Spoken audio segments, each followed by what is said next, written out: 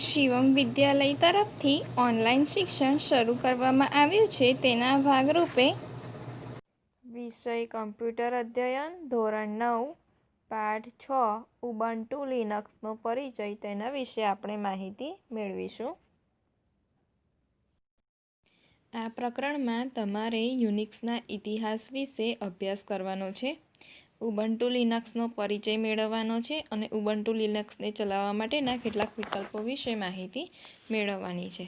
તો એમાં સૌ પ્રથમ આવે છે યુનિક્સનો ઇતિહાસ. ઓપરેટિંગ સિસ્ટમના વિકાસની શરૂઆતમાં 1969માં AT&T બેલ લેબોરેટરીમાં વિકસાવવામાં આવેલી યુનિક્સ ઓપરેટિંગ સિસ્ટમ એક સીમાચિહ્ન સાબિત થઈ. આ વિકાસમાં can Thompson, Dennis Richie, Brian કેર્નિગન, ડગલાસ મેકલોઇસ અને જો ઓસ્નાનાનું મહત્વપૂર્ણ પ્રદાન રહ્યું. યુનિક્સના વિકાસમાં સહાયભૂત વ્યક્તિઓ મૂળે જનરલ ઇલેક્ટ્રિક GE અને મેસેચ્યુસેટ્સ ઇન્સ્ટિટ્યૂટ ઓફ ટેકનોલોજી MITના સહયોગ Multics Multiplexed Information and Computing Service નામની એક વિશાળ અને મહત્વાકાંક્ષી મલ્ટીયુઝર ઓપરેટિંગ સિસ્ટમ બનાવવા માટેની સહિયારી યોજનામાં જોડાયેલી હતી. આ યોજનામાં કરવામાં આવેલ અનેક નવીનતમ ફેરફારો તેમનું જમા પાસું હતું. તેમ છતાં આ વિશાળ અને તોતિંગ યોજનાઓ અપેક્ષા અનુસાર આગળ વધતી નહોતી. હવે જ્યારે AT&Tએ આ યોજનાઓ બંધ કરવાનો નિર્ણય લીધો ત્યારે થોમસન અને રિચી અને અન્ય પ્રોગ્રામરોએ મલ્ટિક્સના ઉદ્દેશોને જીવંત રાખવા પ્રમાણમાં નાની એક એવી ઓપરેટિંગ સિસ્ટમ બનાવવાનું નક્કી કર્યું. આ સિસ્ટમ મલ્ટિક્સની વિરુદ્ધમાં એક જ ઉપયોગકર્તા દ્વારા ઉપયોગમાં લઈ શકાય એમ હોવાથી તેને યુનિક્સ એવું નામ અપાયું.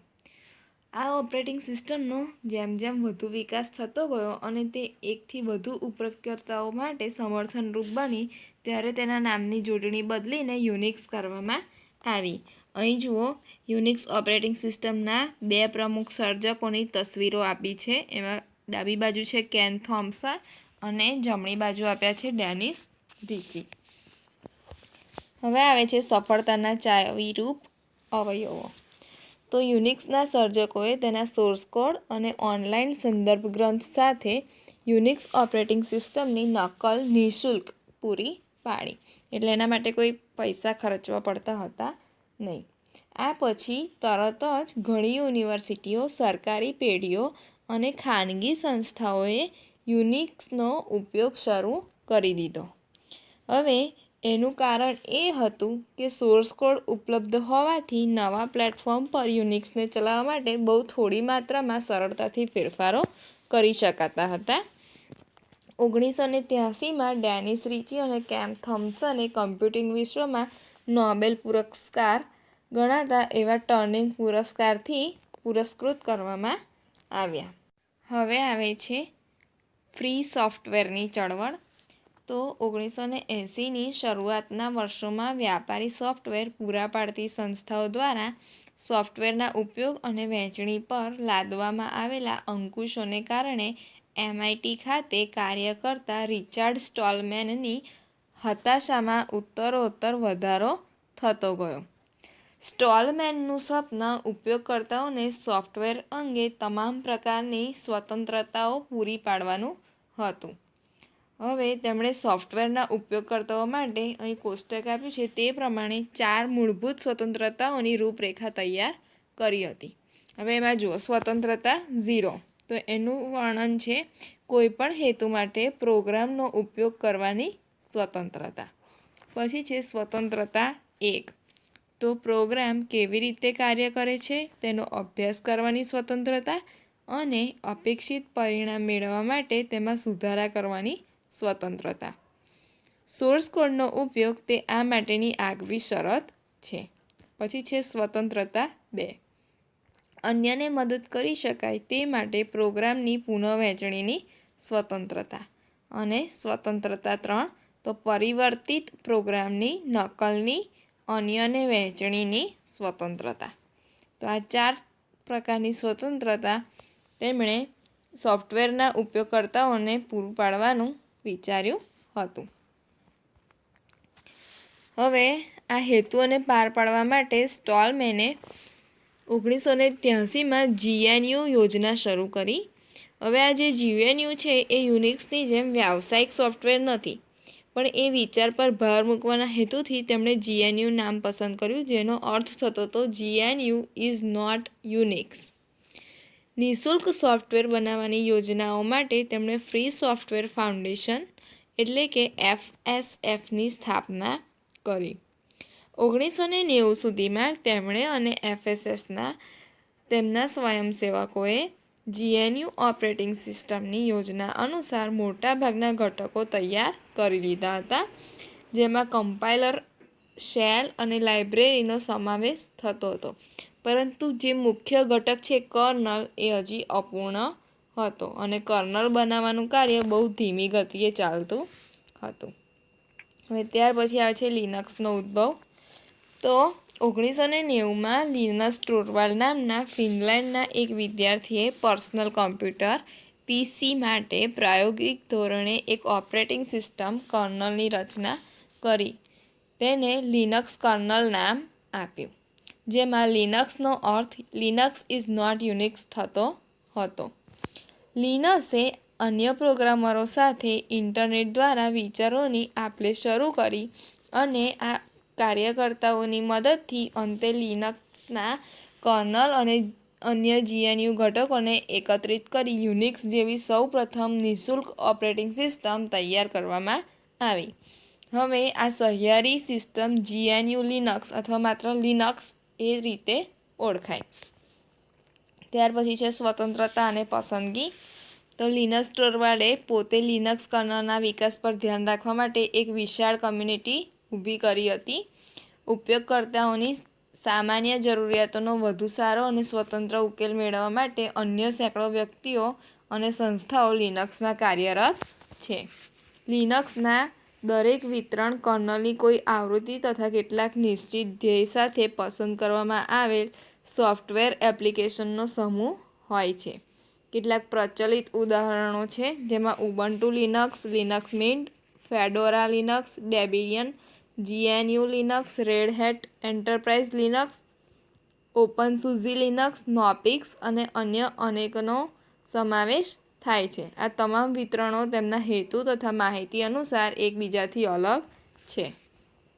હવે આવે છે પર્સનલ કમ્પ્યુટર માટેની કેટલીક પ્રચલિત ઓપરેટિંગ સિસ્ટમ, જેમાં પહેલી છે માઇક્રોસોફ્ટની વિન્ડોઝ. તો માઇક્રોસોફ્ટ વિન્ડોઝ એક માલિકી હક ધરાવતી ઓપરેટિંગ સિસ્ટમ છે, જેનો ઉપયોગ કરવા માટે તેને ખરીદી જરૂરી બની છે. એટલે આપણે એનું લાયસન્સ લેવું પડે અને એના પૈસા ચૂકવવા પડે. ત્યાર પછી આવે છે એપલ OS X. તો એપલ OS X પણ એક માલિકી હક ધરાવતી ઓપરેટિંગ સિસ્ટમ છે. એપલ કંપનીએ બનાવેલ કોમ્પ્યુટરમાં એ પ્રસ્થાપિત હોય છે અને એપલ સિવાયના મશીન પર તે કામ કરતી નથી. આ સિસ્ટમમાં સમગ્ર હાર્ડવેર, ઓપરેટિંગ સિસ્ટમ અને સોફ્ટવેરના વાતાવરણને એપલ દ્વારા નિયંત્રિત કરી ઉપયોગકર્તાને ઉચ્ચ સુસંગતતા અને વિશ્વસનીયતાનો અનુભવ કરાવવામાં આવે છે. અને ત્રીજી ઓપરેટિંગ સિસ્ટમ છે લિનક્સ. તો લિનક્સ તેના પુરોગામી યુનિક્સની જેમ જ ઉચ્ચ કામગીરી, સલામતી, વિશ્વસનીયતા અને સુવાહ્યતા માટે જાણીતી છે. ઉચ્ચ ક્ષમતા ધરાવતા CLI જે પરંપરાગત રીતે યુનિક્સની ક્ષમતા બની ચૂક્યા છે તે અને GUIની પ્રભાવી તાકાત તેને અન્ય બે ઓપરેટિંગ સિસ્ટમ જેટલું જ ઉપયોગકર્તા માટે અનુકૂળ બનાવી આપે છે. મૂળભૂત ઓપરેટિંગ સિસ્ટમની જેમ તેને અદ્યતન બનાવવું પણ નિઃશુલ્ક છે અને તે પણ ઉપયોગકર્તાની સિસ્ટમને અદ્યતન કરવાની અનુકૂળતા પર સંપૂર્ણપણે નિર્ભર છે. લિનક્સ CLI અને GUI માટે અનેક પસંદગીઓ પૂરી પાડે છે અને સૌથી વધુ પ્રચલિત GUIમાં KDE, GNOME અને યુનિટીનો સમાવેશ આપણે કરી શકીએ છીએ. Linux operating system Microsoft Windows સાથે ઉત્તમ આંતરિક સુસંગતતા પૂરી પાડે છે. કમ્પ્યુટરમાં રહેલા વિન્ડોઝના પાર્ટીશન તથા સંસ્થાના માઇક્રોસોફ્ટ વિન્ડોના સર્વરનો ઉપયોગ વિન્ડોઝ ઓપરેટિંગ સિસ્ટમમાં હોય તેટલી સરળતાથી થઈ શકે છે. લિનક્સ સાથે ઉપલબ્ધ office suite, open office ORG અથવા તો લાઇબર ઓફિસ પણ માઇક્રોસોફ્ટ ઓફિસ સાથે સરળ આંતરિક સુસંગતતા પૂરી પાડે છે. એક સરેરાશ ઉપયોગકર્તા માટે લિનક્સ તમામ મૂળભૂત જરૂરિયાતો પૂરી પાડે છે અને આ ઓપરેટિંગ સિસ્ટમના વપરાશમાં સ્થાયી થવાથી લિનક્સ તેને મેળવવાની ક્રિયા જેટલું જ અનુકૂળ બની રહે છે અને એ પણ સંપૂર્ણ નિઃશુલ્ક અને કાયદેસર મળી રહે છે. હવે આવે છે ઉબુન્ટુ લિનક્સનો પરિચય. તો અહીં તમને આકૃતિમાં ઉબુન્ટુ લિનક્સનો લોગો બતાવ્યો છે. તો ઉબુન્ટુ લિનક્સ એ યુકે સ્થિત સંસ્થા કેનોનિકલ લિમિટેડ દ્વારા તૈયાર કરવામાં આવેલું એક લિનક્સ વિતરણ છે. કેનોનિકલ સંસ્થાની સ્થાપના દક્ષિણ આફ્રિકાના ઉદ્યોગ સાહસિક માર્ક શટલવર્થ દ્વારા કરવામાં આવી હતી. Ubuntu Linux Debian GNU Linux વિતરણ પર આધારિત છે. ઉબુન્ટુ એક પ્રાચીન આફ્રિકન શબ્દ છે જેનો અર્થ થાય છે અન્ય પ્રત્યે માનવતા. ઉબુન્ટુ નિઃશુલ્ક અને ઓપન સોર્સ સોફ્ટવેર છે. ઉબુન્ટુ કાર્યપદ્ધતિ સુરક્ષા, સ્થિરતા પર કેન્દ્રિત છે. કાર્યમાં સરળતા તેમજ ઉપકરણોની અનુકૂળતાને કેન્દ્રસ્થાને રાખવાથી ઉબુન્ટુએ લિનક્સની શ્રેષ્ઠ વિતરણ પદ્ધતિઓમાં સ્થાન મેળવ્યું છે અને આજ સુધી તે જાળવી રાખ્યું છે. હવે આવે છે ઉબુન્ટુ લિનક્સની આવૃત્તિઓ. તો ઉબુન્ટુ એક સુનિશ્ચિત પ્રકાશન ક્રમને અનુસરે છે જે અન્વયે દરેક વર્ષે એપ્રિલ અને ઓક્ટોબર મહિનામાં તેની નવી આવૃત્તિ પ્રસ્તુત કરવામાં આવે છે. દરેક આવૃત્તિની ઓળખ માટે તેના વર્ષના 2 અંક પછી પૂર્ણવિરામ અને જે તે મહિનાના 2 અંકની સંજ્ઞા આપવામાં આવે છે. હવે આપણે ઉદાહરણ તરીકે જોઈએ તો વર્ષ 2010ના એપ્રિલ મહિનામાં પ્રકાશિત થયેલ વિતરણ ઉબુન્ટુ 10.04 LTS છે. આ ઉપરાંત આવૃત્તિની સંજ્ઞામાં 2 શબ્દનો પણ સમાવેશ કરવામાં આવે છે. પ્રથમ શબ્દ એક વિશેષણ અને બીજો શબ્દ કોઈ પ્રાણી વિશેષણ સાથે સંબંધિત હોય છે. જેમ કે ઉબુન્ટુ 10.04 LTS એ લ્યુસિડ લિનક્સ તરીકે રજૂ કરવામાં આવ્યું હતું, જ્યારે ઉબુન્ટુ 12.04 LTS એ પ્રિસાઇઝ પેંગોલિન તરીકે પણ ઓળખવામાં આવે છે. હવે આવે છે ઉબુન્ટુ લિનક્સના મૂળભૂત અભિગમો. તો ઉબુન્ટુનો કાયમી ઉપયોગ કરવા માટે તેની પ્રસ્થાપના જરૂરી બને છે. સામાન્યતઃ નવી ઓપરેટિંગ સિસ્ટમની પ્રસ્થાપના માટે ડિસ્ક ઉપર ઓપરેટિંગ સિસ્ટમના ઉપયોગ માટેનું એક ખાસ વિભાગ બનાવવામાં આવે છે. પ્રસ્થાપનની પ્રક્રિયામાં પાર્ટીશનને ફોર્મેટ કરી તેમાં નવી ફાઇલ સિસ્ટમ બનાવવામાં આવે છે. જ્યારે હાર્ડ ડિસ્કના જુદા જુદા પાર્ટીશન પર જુદી જુદી ઓપરેટિંગ સિસ્ટમ પ્રસ્થાપિત થયેલી હોય ત્યારે કોમ્પ્યુટર શરૂ કરતી વખતે ઉપયોગકર્તા તેમાંથી કોઈ પણ એક ઓપરેટિંગ સિસ્ટમ શરૂ કરી શકે છે તે નિશ્ચિત રૂપે શક્ય છે અને આ પ્રકારની પ્રસ્થાપના માટે કેટલીક તકનીકી કુશળતાની જરૂર પડે છે. વિન્ડોઝ મશીન પર સરળતાથી ઉબુન્ટુની સ્થાપના કરવા માટે વુબી પૂરું પાડવામાં આવે છે. વુબી જે છે એ છે વિન્ડો બેઝડ ઉબુન્ટુ ઇન્સ્ટોલર. વુબીને ઉબુન્ટુની સ્થાપના માટે અલગ પાર્ટીશનની જરૂર પડતી નથી અને લિનક્સ માટે હાર્ડ ડિસ્કના વિન્ડોના પાર્ટીશનનું નિશ્ચિત સ્થાન અનામત રાખી ઉબુન્ટુને વિન્ડોઝ ઓપરેટિંગ સિસ્ટમની અંદર જ પ્રસ્થાપિત કરવામાં આવે છે. હવે જો કોમ્પ્યુટરમાં USB દ્વારા બૂટિંગ કરી શકવાની સુવિધા હોય તો ઉબુન્ટુને USB ફ્લેશ ડિસ્ક અથવા બાહ્ય હાર્ડ ડિસ્કમાં પણ પ્રસ્થાપિત કરી બરોબર તેના દ્વારા ચલાવી શકાય છે. એક જ કોમ્પ્યુટર પર લિનક્સની એક કરતાં વધુ આવૃત્તિઓ અથવા લિનક્સ ન હોય તેવી અન્ય ઓપરેટિંગ સિસ્ટમની આવૃત્તિ સ્થાપિત થયેલી હોય તે શક્ય છે. આવી પરિસ્થિતિમાં ઉબુન્ટુ ગોઠવણીને આધારે ઓપરેટિંગ સિસ્ટમ અથવા લિનક્સ કર્નલની આવૃત્તિઓની યાદી દર્શાવે છે, જેમાંથી આપણે બૂટિંગ માટે જરૂરી પસંદગી કરી શકીએ છીએ. અને આમ કર્યા બાદ અહીં આકૃતિમાં દર્શાવ્યા પ્રમાણેનો આપણને સ્ક્રીન જોવા મળે છે. હવે અહીંયા આકૃતિ જુઓ 6.4. આના પ્રમાણેનો એક લોગિન સ્ક્રીન ઉબુન્ટુ આપણને આપે છે. લિનક્સ અનેક ભાષાઓ અને ડેસ્કટોપને સમર્થન આપતું હોવાથી તેમાંથી ઈચ્છિત ભાષા અને ડેસ્કટોપ આપણે પસંદ કરી શકીએ છીએ. હવે શારીરિક રીતે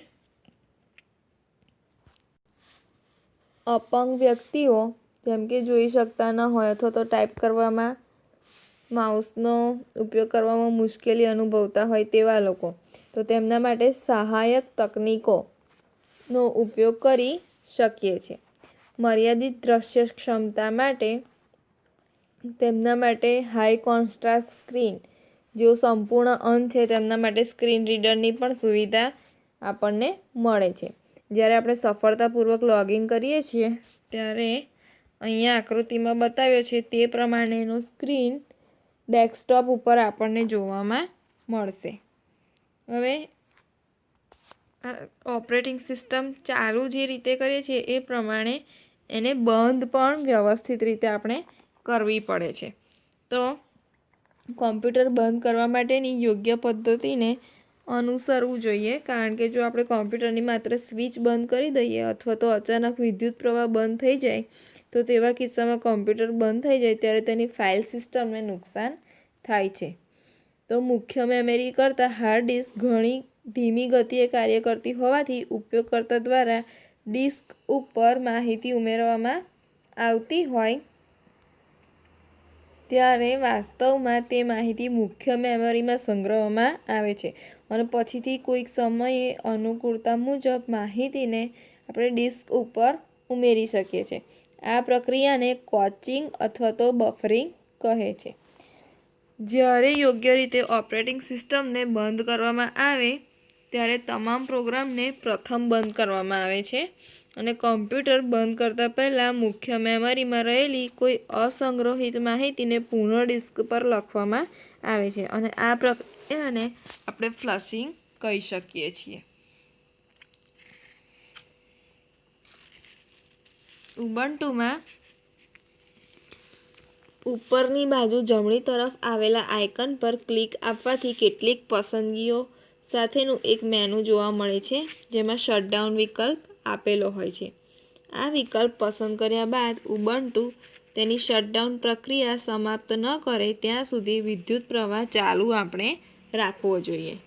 કોમ્પ્યુટરને સ્લીપ સ્થિતિ અથવા તો હાઇબરનેટ અવસ્થામાં મૂકવાનું પણ શક્ય છે. આ પ્રકારની સ્થિતિ ચાલુ પ્રોગ્રામને અને સંગ્રહિત વિગતોને સાચવે છે અને કોમ્પ્યુટર ખૂબ ઓછા વિદ્યુત પ્રવાહનો ઉપયોગ કરતું થાય તેવી સ્થિતિમાં મૂકી આપે છે અથવા તો તેને સંપૂર્ણપણે બંધ કરી દે છે.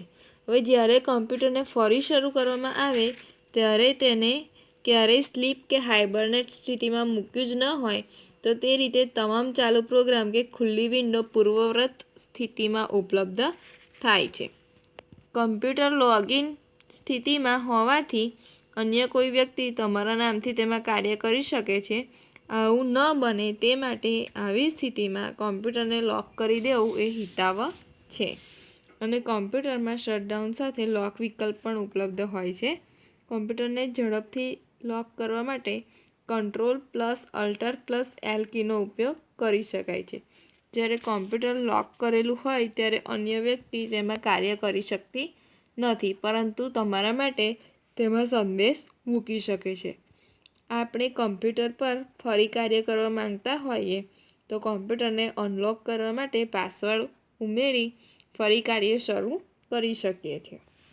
હવે ક્યારેક ઉપયોગકર્તા પોતાના પ્રોગ્રામ બંધ કરવા માંગતો ન હોય અને કોમ્પ્યુટરને લોગઆઉટ કર્યા વિના થોડા સમય માટે અન્ય ઉપયોગકર્તાને સોંપવા માંગતો હોય, આવા સમયે સ્વિચ યુઝર વિકલ્પ ઉપયોગી બની રહે છે. મૂળ ઉપયોગકર્તા સ્વિચ યુઝર વિકલ્પનો ઉપયોગ કરી લોગિન સ્ક્રીનમાં અન્ય ઉપયોગકર્તાને પાસવર્ડ પૂરો પાડી તેનું સેશન શરૂ કરી શકે છે અને પાછા ફરતી વખતે મૂળ ઉપયોગકર્તાને પૂર્વવત સ્ક્રીન પૂરી પાડવામાં આવે છે. આ સુવિધા દ્વારા અનેક ઉપયોગકર્તા સિસ્ટમનો વારાફરતી ઉપયોગ કરી શકે છે. ત્યાર પછી છે ઉબુન્ટુમાં વિગતોનો ઉપયોગ. તો લિનક્સ અને યુનિક્સ જેવી સિસ્ટમ પાસે વૃક્ષ સ્વરૂપે રૂટ ડિરેક્ટરીથી શરૂ થતી સિંગલ ફાઇલ સિસ્ટમ હોય છે અને રૂટને સ્લેશ દ્વારા દર્શાવવામાં આવે છે. ઉબુન્ટુ જે પાર્ટીશન દ્વારા બૂટ કરવામાં આવે છે તેને રૂટ ફાઇલ સિસ્ટમ તરીકે ઓળખવામાં આવે છે અને આ ફાઇલ સિસ્ટમની રૂટ ડિરેક્ટરી સ્લેશ ફાઇલ સિસ્ટમના આખાય વૃક્ષ માળખાનું મૂળ બને છે. હવે એકવાર સ્થાપિત થયા પછી તે ફાઇલ સિસ્ટમની માહિતી માઉસ પોઇન્ટર ડિરેક્ટરીની વિગતો સ્વરૂપે જોઈ શકાય છે. જો માઉસ પોઇન્ટર માટે ઉપયોગમાં લીધેલી ડિરેક્ટરી પહેલેથી જ કોઈ વિગતો ધરાવતી હોય, એટલે કે સબ ડિરેક્ટરી કે કોઈ ફાઇલો ધરાવતી હોય, તો સ્થાપન ક્રિયા દરમિયાન તેને અદૃશ્ય બનાવી દેવામાં આવે છે, એટલે કે હાઇડ કરી દેવામાં આવે છે. એ પછી માઉન્ટ પોઇન્ટ ડિરેક્ટરી દ્વારા ફાઇલ સિસ્ટમની વિગતોનો ઉપયોગ કે સુધારા કરી શકાય છે. જ્યારે ફાઇલ સિસ્ટમની જરૂર ન હોય ત્યારે તેને વિસ્થાપિત પણ આપણે કરી શકીએ છીએ. અહીં તમે આકૃતિમાં જુઓ, રૂટ ફાઇલ સિસ્ટમ અહીં બતાવી છે. તો આકૃતિ 6.6 છે એ રૂટ ફાઇલ સિસ્ટમ બતાવે છે. 6.7 છે એ અન્ય સાધન પરની ફાઇલ સિસ્ટમ બતાવે છે. હવે આકૃતિ 6.7ની ફાઇલ સિસ્ટમને આકૃતિ 6.6માં આવેલ D3 ડિરેક્ટરીમાં સ્થાપિત કર્યા પછીની સ્થિતિ આકૃતિ 6.8માં દર્શાવેલી છે. D3 ડિરેક્ટરીની મૂળભૂત વિગતોને અદૃશ્ય કરવામાં આવી છે અને સ્થાપિત થયેલી ફાઇલ સિસ્ટમની વિગતો D3 ડિરેક્ટરીની વિગતો તરીકે ઉપલબ્ધ બને છે.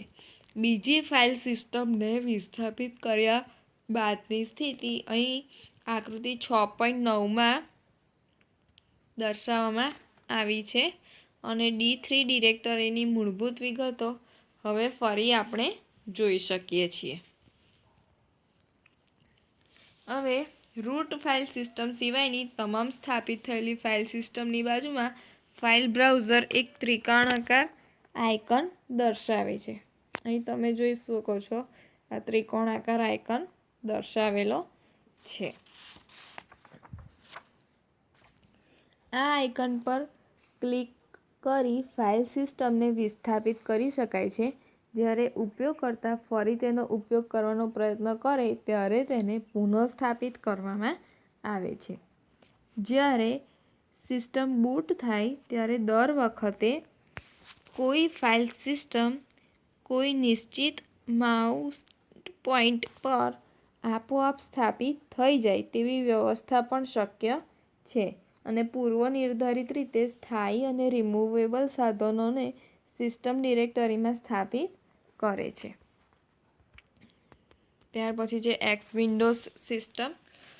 તો ગ્રાફિક માટે એક્સ વિન્ડોઝનો ઉપયોગ કરે છે લિનક્સ. તેના બે ઘટકો છે. એક્સ સર્વર ગ્રાફિક્સ ડિસ્પ્લેની સુવિધા આપે છે તથા કીબોર્ડ, માઉસ, ટચસ્ક્રીન અને અન્ય ઇનપુટ સાધનો દ્વારા ઇનપુટની સુવિધા પણ પ્રદાન કરે છે. એક્સ સર્વર દ્વારા આપવામાં આવેલી સુવિધાઓનો ગ્રાફિક માટે ઉપયોગ કરનાર પ્રોગ્રામને એક્સ ક્લાયન્ટ કહેવામાં આવે છે. ક્લાયન્ટ અને સર્વર બંને એક જ સિસ્ટમ પર હોય તો પણ એકબીજા સાથે માહિતીની આપ-લે કરવા માટે નેટવર્કિંગ સિસ્ટમનો ઉપયોગ કરે છે. પરિણામ સ્વરૂપે એક્સ વિન્ડોઝ વાતાવરણ ઘણું જ લવચીક એટલે કે ફ્લેક્સિબલ હોય છે. લિનક્સ એકસાથે જુદા જુદા 12 આભાસી સ્ક્રીન પૂરા પાડે છે.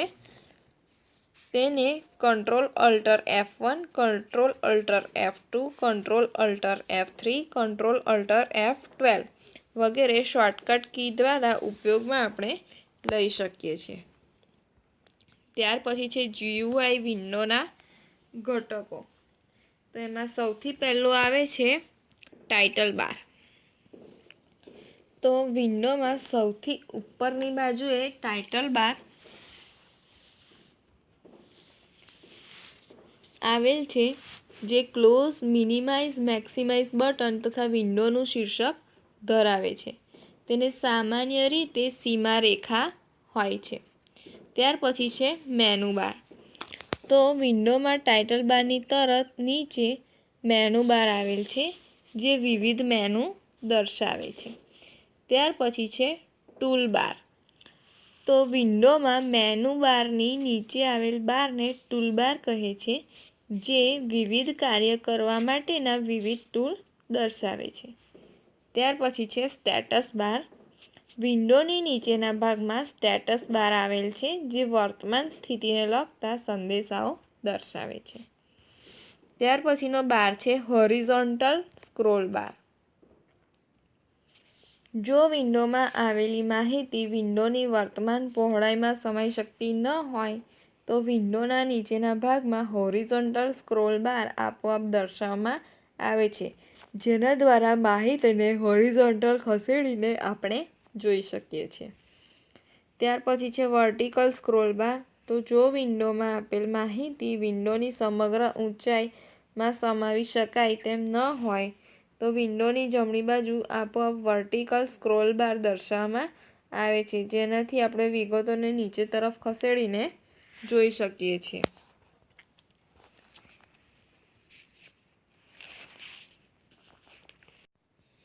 ઉબુન્ટુ વિન્ડો પર આપણે કેટલાક કાર્ય કરી શકીએ છીએ, જેમ કે વિન્ડોનું કદ બદલી શકીએ છીએ. માઉસ પોઇન્ટરને વિન્ડોની સીમારેખા કે ખૂણાના ભાગમાં લઈ જઈ માઉસનું ડાબી બાજુનું બટન દબાવી જ્યારે માઉસ પોઇન્ટરનો આકાર બદલાઈ જાય ત્યારે માઉસને ડ્રેગ કરવાથી વિન્ડોનું કદ બદલાઈ જાય છે. એટલે માઉસને ડ્રેગ કરવું એટલે માઉસનું બટન દબાવી રાખીને માઉસને ખેંચવું. માઉસ પોઇન્ટરને ટાઇટલ બાર પર ગોઠવતા તેનો આકાર બદલાઈ જાય ત્યારે ડ્રેગ કરવાથી સ્ક્રીન પર વિન્ડોનું સ્થાન આપણે બદલી શકીએ છીએ. વિન્ડોને મેક્સિમાઇઝ હોરિઝોન્ટલી તથા મેક્સિમાઇઝ્ડ વર્ટિકલી સ્વરૂપે પણ આપણે દર્શાવી શકીએ છીએ. વિન્ડોની પહોળાઈ પૂર્વવત રાખી તેને ડેસ્કટોપની સંપૂર્ણ ઊંચાઈમાં પણ આપણે દર્શાવી શકીએ છીએ. વિન્ડોને બંને દિશાઓમાં પણ મેક્સિમાઇઝ કરી શકાય છે, જેમાં વિન્ડો ડેસ્કટોપના સમગ્ર વિસ્તારને આવરી લે છે. આ તમામ વિકલ્પો સિસ્ટમ મેનુમાં ઉપલબ્ધ છે. અહીં તમને સિસ્ટમ મેનુ દર્શાવ્યું છે. આ હેતુ માટે 3 બટન આપવામાં આવે છે: minimise button, maximise, restore button અને ક્લોઝ બટન. જો વિન્ડો બંને દિશાઓમાં મેક્સિમાઇઝ થયેલી ન હોય તો મેક્સિમાઇઝ રિસ્ટોર બટન મેક્સિમાઇઝ તરીકે કાર્ય કરે છે. અન્યથા વિન્ડો પોતાના પૂર્વવત કદમાં રિસ્ટોર થાય છે. ક્લોઝ બટનથી જે તે પ્રોગ્રામને આપણે અટકાવી શકીએ છીએ. ડેસ્કટોપ દર્શાવવા માટે સુપર+D કી દબાવવાથી તમામ વિન્ડોને આપણે મિનિમાઇઝ કરી શકીએ છીએ અને ફરી સુપર+D કી દબાવીને આ વિન્ડોને રિસ્ટોર કરી શકીએ છીએ.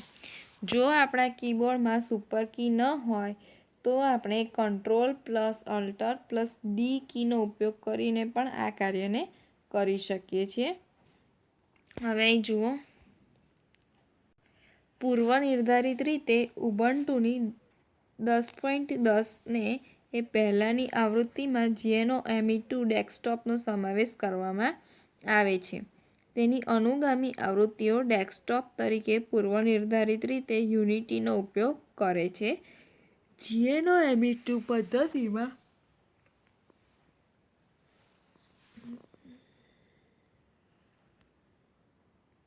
નીચે આવેલ પેનલમાં રજૂ કરવામાં આવેલા નિશ્ચિત પ્રોગ્રામ પર ક્લિક આપવાથી તેને ખોલી શકાય છે.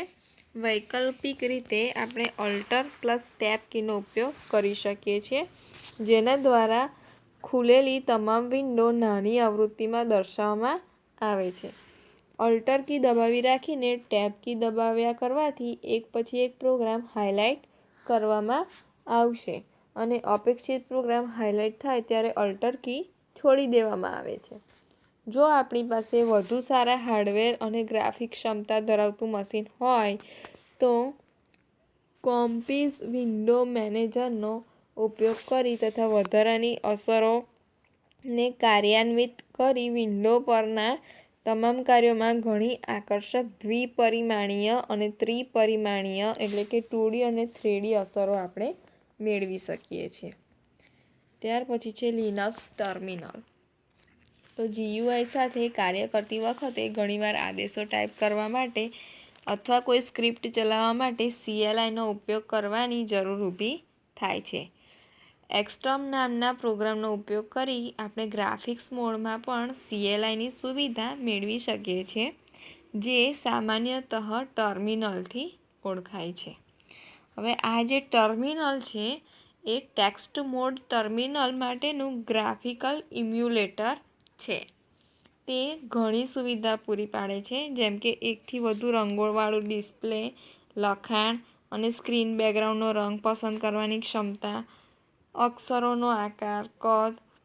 તે ઉપરાંત તે લખાણને પસંદ કરી અન્ય પ્રોગ્રામમાંથી નકલ તથા ટર્મિનલમાં પેસ્ટ કરવાની પણ સુવિધા આપણને આપે છે. અહીં જુઓ આકૃતિમાં તમને ટર્મિનલ વિન્ડો બતાવી છે. હવે ત્યાર પછી આવે છે હોમ ડિરેક્ટરી. તો ઉબુન્ટુમાં દરેક ઉપયોગકર્તા પાસે એક હોમ ડિરેક્ટરી હોય છે. આ ડિરેક્ટરીનું નામ યુઝરનેમ પરથી રાખવામાં આવે છે અને તે /હોમ ડિરેક્ટરીમાં આવેલી હોય છે. ઉપયોગકર્તાને તેની હોમ ડિરેક્ટરીમાં આવેલી કોઈપણ ફાઇલ કે ડિરેક્ટરીનો ઉપયોગ કરવાનો સંપૂર્ણ હક હોય છે. ત્યાર પછી છે ઉબુન્ટુમાં ઉપયોગકર્તાના પ્રકાર. તો લિનક્સ એક સુરક્ષિત ઓપરેટિંગ સિસ્ટમ છે અને જુદી જુદી ક્રિયાઓ માટે જુદા જુદા ઉપયોગકર્તાઓને હકો તે આપે છે અને દરેક સંભવિત ઉપયોગકર્તાને જુદા જુદા હકો આપી શકાતા હોવાથી ઉપયોગકર્તાઓને 3 વિસ્તૃત સ્વરૂપમાં આપણે વહેંચી શકીએ છીએ. એમાં સૌથી પહેલાં આવે છે સુપરવિઝર. તો સુપરયુઝર છે એ દરેક લિનક્સ સિસ્ટમને એક સુપરયુઝર હોય છે, જેને પરંપરાગત રીતે રૂટ કહેવામાં આવે છે. તેની પાસે તમામ હકો હોય છે તથા તે સિસ્ટમના તમામ પ્રકારના કાર્યો કરી શકે છે. જો કે સુપરયુઝર તરીકે લોગિન કરવું તથા કાર્ય કરવું અત્યંત જોખમી છે, કારણ કે આવા સમયે સિસ્ટમને અજાણતા જ ભારે નુકસાન પહોંચવાની સંભાવનાઓ રહેલી છે. ત્યાર પછી છે નોર્મલ યુઝર. તો લિનક્સમાં બીજા પ્રકારના ઉપયોગકર્તા એ નોર્મલ યુઝર છે. આ પ્રકારના ઉપયોગકર્તાઓ સામાન્ય સોફ્ટવેર ચલાવી શકે છે તથા તેમને તેમની પોતાની હોમ ડિરેક્ટરીમાં ફેરફારો કરવાના હક મળે છે. ત્યાર પછી છે એડમિનિસ્ટ્રેટર યુઝર. તો ત્રીજા પ્રકારના ઉપયોગકર્તા એ એડમિનિસ્ટ્રેટર યુઝર છે. આ પ્રકારના ઉપયોગકર્તાઓ માટે પણ અકસ્માતે સિસ્ટમને થતા નુકસાનને રોકવા માટે નોર્મલ યુઝર તરીકે જ સિસ્ટમ શરૂ કરી આપવામાં આવે છે. જો કે જ્યારે તમને CLIમાં કોઈ વહીવટી કાર્યો કરવાના હોય તો તેના માટે તમે sudo અથવા તો gk-sudo એટલે કે ટેક્સ્ટ મોડ માટે અથવા તો ગ્રાફિક મોડ માટે આદેશ સાથે પ્રોગ્રામનો અમલ કરે છે.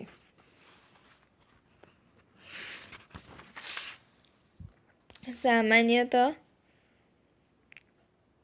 ઉપયોગકર્તાને sudo કે gk-sudo કમાન્ડ ચલાવવાની અનુમતિ આપવામાં આવતી નથી.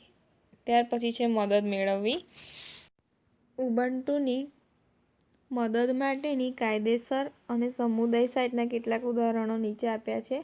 જુઓ એમાં પહેલું છે help.ubuntu.com. ત્યાર પછી છે ubuntu.com સપોર્ટ કોમ્યુનિટી. ત્યાર પછી છે ubuntu forms.org. પછી છે askubuntu.com. આ ઉપરાંત ઉબુન્ટુ અંગે નોંધ, ચર્ચાઓ, સૂચનાઓ, મુશ્કેલીઓનું નિવારણ, ટ્યુટોરિયલ, પરિચયાત્મક તેમજ સંદર્ભ નોંધ વગેરે પૂરા પાડવા માટે વિપુલ પ્રમાણમાં ચર્ચા સમૂહો, વેબસાઇટ અને બ્લોગ્સ ઉપલબ્ધ છે. હાલમાં જ માર્ક શટલવર્થે જાહેરાત કરી છે કે ઉબુન્ટુ 14.04 ટીવી, સ્માર્ટફોન અને ટેબ્લેટ પર પણ ચાલી શકશે. ઉબુન્ટુ ટીવી અને ઉબુન્ટુ એન્ડ્રોઇડ હાલમાં અજમાયશી ધોરણે કાર્યરત છે જ. તો અહીં તમારું પ્રકરણ 6 પૂર્ણ થાય છે.